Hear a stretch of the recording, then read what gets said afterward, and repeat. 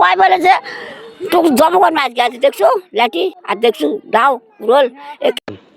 গাইবান্ধা জেলা গোবিন্দগঞ্জ থানা গুমনিগঞ্জ ইউনিয়ন। একটা দোকান করে খাই, পেঁয়াজি বুটবুন্দে এই ধরনের ইফতারি বিক্রি করি। তা সে কিরো শিকার হচ্ছে বৃষ্টির ভাই, তিনি ঢাকা থেকে আমাদের গ্রামের আনিসুর রহমান নাম।